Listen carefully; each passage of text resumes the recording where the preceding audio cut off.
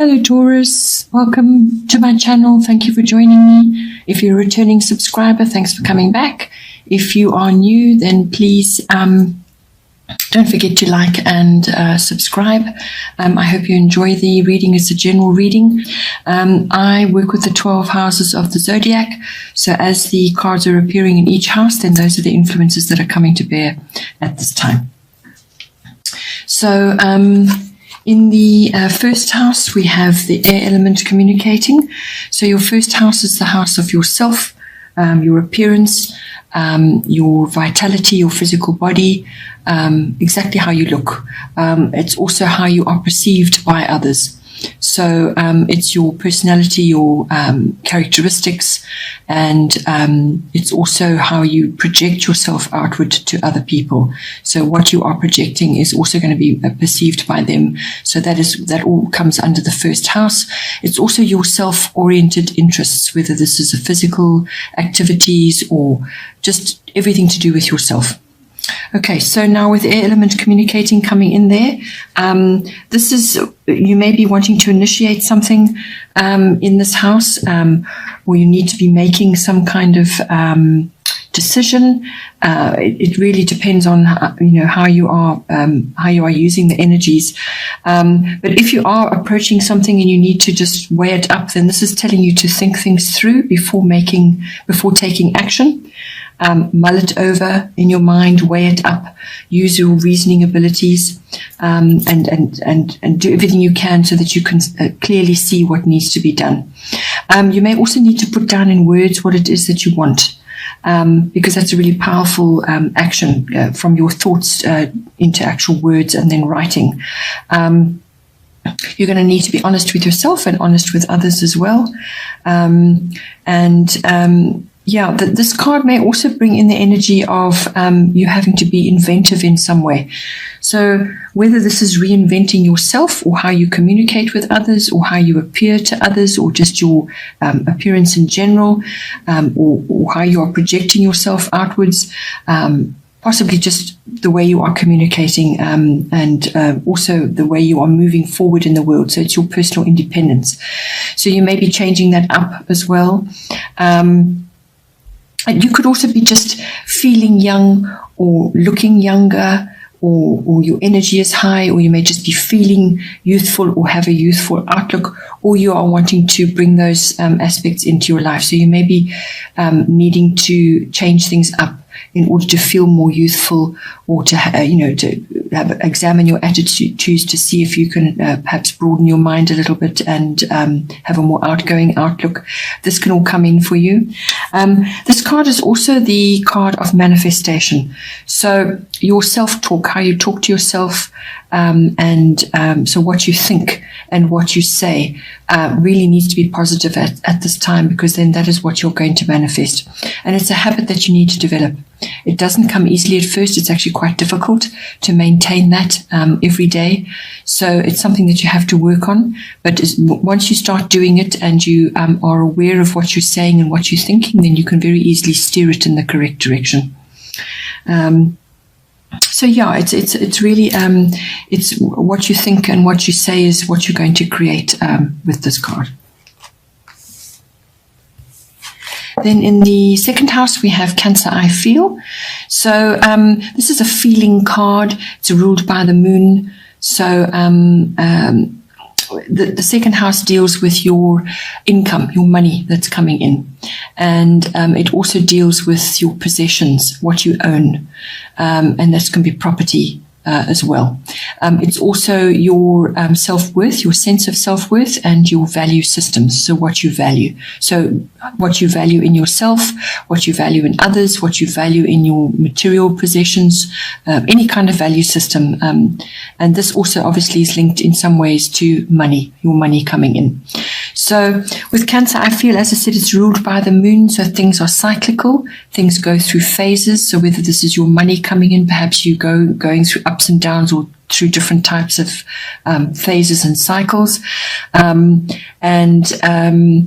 Yeah, so this could also be perhaps you have an interest with the stock market, which is ruled by the moon. Perhaps you could study that further and track when it's opportune to buy and when it's opportune to sell and so on. So that's all to do with money and utilizing your money efficiently. But just be aware that there will be cycles and changes going on. So things will be changeable in that area. This could also just be about you following your feelings as well, going with your gut feels. You might find that emotion is high at this time for some reason in this house. Perhaps money is tight and you have issues that you need to deal with, or something to do with that. But emotion could be high. You could also just be really, really sensitive at this time. Feeling so sensitive in some cases that you may just need to withdraw periodically to keep yourself balanced. But it's also about being resilient. So when you have cyclical money issues, or where you're riding the waves with that, you do have to be resilient to keep yourself going. So put whatever measures you need to in place to deal with that. This could also be to do with moods. So, you're monitoring your moods, because this also affects your self-worth and it affects your values as well. You could also be wallowing in a few memories, or issues from the past or things that happened in the past. You can look at them, examine them, and then let them go, but you mustn't live there. You can't live in the past. You can only live in the present. You may also just be feeling a little bit alone periodically. Perhaps you're grappling with various types of issues and feeling a little bit alone. There could also be domestic issues of some sort which are requiring attention.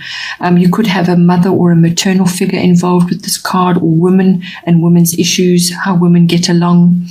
All of those may come in with this card. Also having old-fashioned views. So perhaps that needs to be changed up a little bit, or just adjusted slightly to move with the times.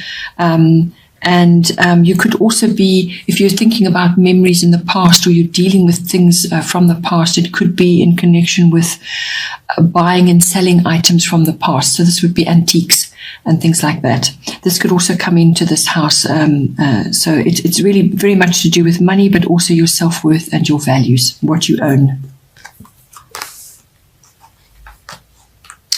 Then in the third house, we have part of fortune increase. So this is a lovely card to be having in this house. It's a lovely card to have anywhere.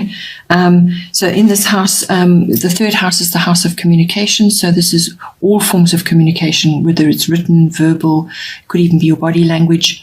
It's however you communicate, or it could also be communication coming in to you. So this communication can be with the wider public or with people in general, but it's also to do with specific family members. So this can be cousins, siblings, aunts and uncles, and also neighbors can come in with this. So it's also the house of short trips, local trips.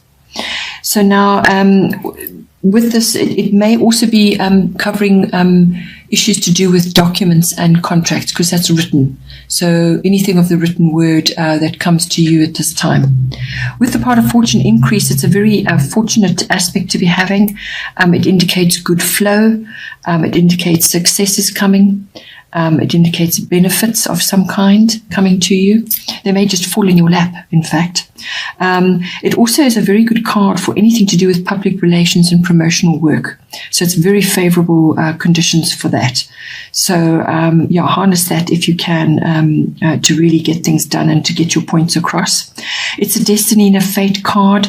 So there could be karmic triggers which trigger things for you, and there could be good things for you. Whether this is stirring your own particular talents and abilities which you haven't really harnessed as yet, something will stir them to action. And these are talents and gifts that you have that have just not really been used or not been acknowledged for some reason. And you may need to study and learn further to harness those talents and gifts. It could also be teaching of some kind. So it's really getting communication across in some way towards others. You're basically going to be moving ahead with this card in this house, and that success will come to you, and there will be benefits coming to you in conjunction with this, because it's destiny and fate as well. Then in the fourth house, we have fire element desire. So your fourth house is your house of home, your physical home, the actual structure, but also the atmosphere in your home and the people in your home. So it's also the relationship that you have with your particular foundation, your roots, your ancestry, where you've come from, your foundation. It's your relationship with that. Now, with the fire element desire coming in, this is about getting started. Taking action on something new. This is about finding the courage to do that, and also the passion to do that. So in whatever way that comes in for you in the fourth house, it could also be a change in direction, a sudden change of direction. Whether you're intent on living in a specific place and then you change your mind and you go for something else. It could also very well be quick changes of some kind. So you may have an epiphany or a wake-up call of some kind as well, which stirs you into action. And that may be in the direction of your dreams, or in the directions of something that you've been mulling over and wanted to do, but you suddenly find the courage and the wherewithal to get it done.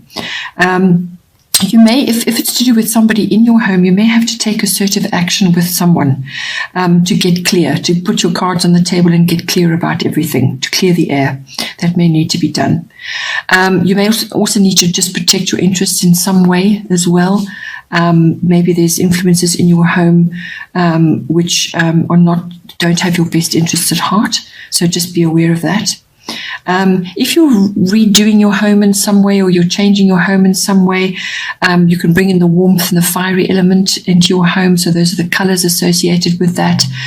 Make your home warm and welcoming. And associated with that is anything to do with fire, and also electrical things and anything in the kitchen. So just be aware that some issues may arise to do with that as well. Perhaps something you didn't expect may come in for you. Then in the fifth house, we have Aquarius, I know. Your fifth house is the house of your creativity, creative projects that you may be working on, or your own personal creativity with whatever you do. It's not necessarily artistic. This can be in the way you speak, or the way you dress, or the way you conduct yourself, or the way you dress your house for parties or your dinner tables. There's lots of ways that creativity can come in. And it's also the house of children, whether they are your children or children that you are associated with. It's the house of love affairs. A love affair, and it's also the house of activities of all kinds. This is fun, recreational activities, or risk-taking activities, like gambling or stock exchange, that sort of thing. All comes into the fifth house. So now, with Aquarius, I know Aquarians are futuristic by nature. So you may be facing one or two challenges in this house, in some way, but it's also about glimpses of the future, or trends, or technology of some kind. So whether this is through your creative projects, or or your children, perhaps your children are involved in something, but it's basically glimpses of the future in some way. It could even be science fiction. You could also be doing or involved with unconventional activities of some kind, or you're involved with unconventional people in those activities, or they're visiting you, or you're involved with them in some way. Perhaps it's a creative project, or perhaps it's people that your children are associated with. But these people or these activities are exotic, a bit eccentric. The people may be cutting edge from a technology point of view as well. You may also be mastering something new, whether this is a new technology or a new activity. So it's mastering something new. You could also you will have also the support of friends and friendly alliances in certain ways. So these will be supportive of your goals. So whatever your goals are in the 5th house, this is a very social aspect, and they will support you at this time. But it is, as I said, really about glimpsing the future and mastering technology and new things. That all comes in with this card. Then in the 6th house, we have solar eclipse revolution. So your 6th house is your house of work projects, work colleagues, workplace, your daily routines around that. It's also it covers, it's the house of pets, and it's also the house of health and diet. So now I feel with this, probably it's associated with making changes, or changes will be coming for you in some way. So there is a revolution of some kind. So you're going to be going through a change or an upheaval. More than likely it will be swift, a swift ending and then a beginning of some kind. It could also be the change of lifestyle that you're currently living. Something better you need to change it up in some way, really, quite dramatically, in order to give yourself look after your health and have a better lifestyle. It could be that related to that as well, or it could be work related. If you're not in a workplace and you work for yourself, it's mastery of your craft. That is the 6th house as well. But there's going to be some kind of revolution going on, some kind of change. But it's more than likely will be swift. It's a kind of a jolt, really. And the jolt is to move you out of what is familiar to you, out of that and into new terrain. And you will feel uncomfortable in this rearrangement going on. You will feel uncomfortable and really not sure what's going on until you start to find your feet. But that shift and upheaval is necessary. It's a necessary change coming in for you. So once you've been through it, you will see that whatever was changed and removed or fell away was necessary for it to go, because it was holding you back in some way. Okay, so you may also be required to dive in to fix or change something. And by doing that, by taking action, you will create something much better. So don't be afraid to do that. Self-mastery comes in with this, because what you're doing is you're going through a changing circumstance where nothing is familiar. What you've counted on falls away, and now you've really got to be resourceful and go after what you want to do, and really weather that whole phase.